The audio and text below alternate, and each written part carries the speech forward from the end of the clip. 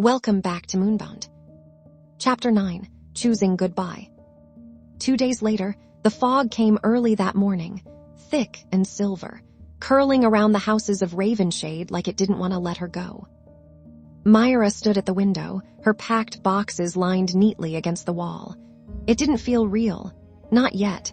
The house was too quiet. Even the old floorboards seemed to be holding their breath. Julie was in the kitchen, humming softly as she helped Abir with breakfast. He was excited, chattering about how he'd get to see big buildings and trains and snow that doesn't melt in Elaren City, a progressive, modern city with misty skylines and glass towers, known for innovation, art, and loudness. Mira smiled faintly when she heard him, a smile that didn't quite reach her eyes. For the last few nights, she hadn't slept properly.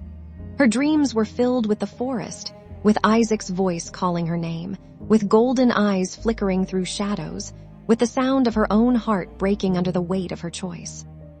Just 3 weeks before everything fell apart, Mira had received the kind of call she used to dream about, an offer from Elaren Systems, one of the most prestigious tech firms in the country. They wanted her as a lead developer, impressed by her sharp analytical skills, spotless academic record, and the volunteer projects she'd led while juggling motherhood and work. It had felt unreal, like life was finally rewarding her for all the nights she'd spent awake between code and crying lullabies. She hadn't told Izek yet, she was saving it as a surprise. In her mind, she'd imagined the moment so clearly, his amber eyes lighting up, that rare smile spreading across his face as she told him she'd done it. She'd thought they'd sit and plan together, maybe he'd move with her to the city of Elaren, or maybe they'd find some clever way to make the distance work. But now, standing alone in her silent house, that dream felt like a cruel joke. The only person she wanted to share the news with, the one she thought would be proud of her, was gone, and the excitement she'd once felt had turned to ash. Her job offer sat folded on the table. Elaren Systems, lead developer. The words glimmered with everything she'd worked for, everything she thought she wanted. A safe life. A fresh start. A chance to be normal. But Ravenshade had ruined her for normalcy. Every street corner carried his scent. Every gust of wind sounded like his voice. And the moon, the moon, always reminded her of the nights she'd kissed him. Izek had known. He'd known before anyone said a word. For 2 days he had stood in the shadow of the pines, watching the faint golden light that leaked from Mira's cottage windows. From there, he could see everything, the half-packed boxes by the door, the files spread across her dining table, the restless way she moved through the rooms as if she was trying not to think. Every few minutes she'd pause, touch the photo of her and Abir on the mantel, then go still again.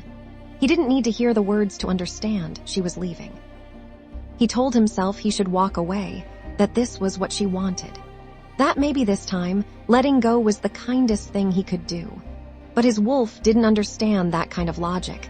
It only understood loss, the sharp ache that tore through him every time her scent drifted through the cold air. From the tree line, he watched her laugh once, a hollow, forced sound, and his heart cracked in ways even time couldn't mend. He remembered every moment he'd held her close, every promise he'd whispered about keeping her safe.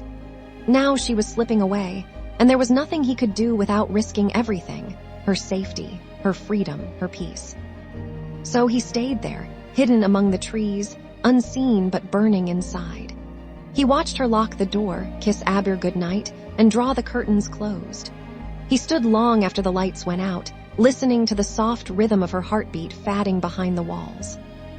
For the first time in years, Izek felt powerless, a predator built to protect, now reduced to a ghost watching the only thing he ever wanted walk away.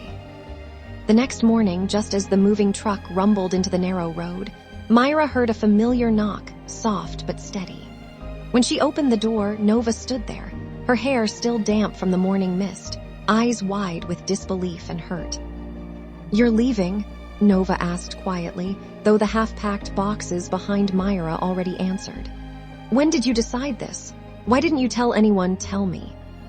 Mira swallowed hard, clutching the edge of the door. "It all happened fast," she said, forcing a steady tone that didn't match the tremor in her chest. "The job offer came, and I need a fresh start. For me and for Abir.